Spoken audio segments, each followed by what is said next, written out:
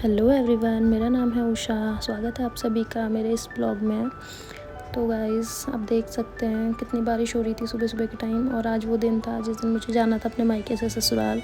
तो मेरी पैकिंग हो चुकी थी यहाँ पे और मैं भी रेडी हो गई थी अर्ली मॉर्निंग।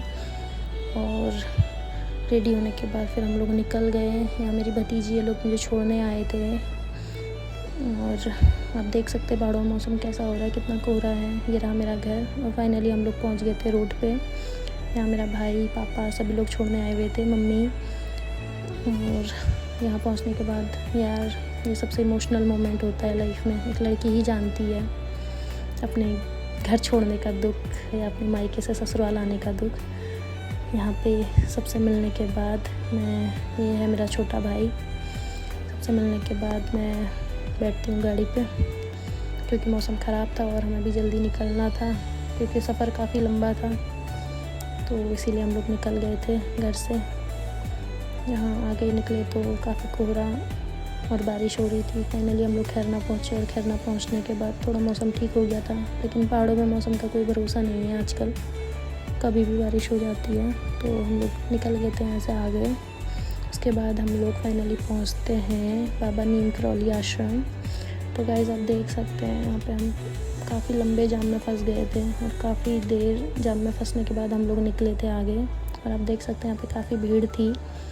हम लोग को तो लेट हो रहा था, इस वजह से हम लोग तो जा नहीं पाए थे दर्शन करने। तो काफ़ी भीड़ भी थी और हमें बहुत ज़्यादा लेट हो जाता, तो इस वजह से हम लोग बाहर से ही दर्शन करके निकल गए आगे की तरफ, क्योंकि मौसम भी बहुत ख़राब था। और हम लोग निकल गए आगे, बाहर से ही हम लोग दर्शन करके निकले थे आगे को। और आगे जाने के बाद हम लोग थोड़ा बोर हो रही थी, घर की याद भी आ रही थी, फ़ोटो क्लिक करी। फिर आगे जाके हम लोग फिर जाम में फंस गए। काफ़ी लंबा जाम था। काफ़ी देर जाम में फंसने के बाद फाइनली हम लोग आगे बढ़ते हैं। और आप देख सकते हैं गाइस, नीचे नदी बह रही थी और जहाँ पानी का बहाव बहुत ज़्यादा तेज़ था। तो हम लोग फिर निकल गए थे आगे की तरफ जाम हटते ही। तो उसके बाद हम लोग फाइनली पहुंचते हैं काठगोदाम के पास। और ये रहा काठगोदाम वाला पुल। उसके बाद हम लोग यहाँ से आगे निकलते हैं। तो आगे हल्द्वानी में देखो, ये काफ़ी अच्छा लगा मुझे ये आर्ट, तो मैंने ये भी रिकॉर्ड कर लिया। तो इस सबको रिकॉर्ड करने के बाद, इनको एंजॉय करने के बाद हम लोग पहुँचते हैं आगे स्टेशन पे। और हमने अपनी गाड़ी ली वहाँ से और हम लोग निकल गए आगे के लिए।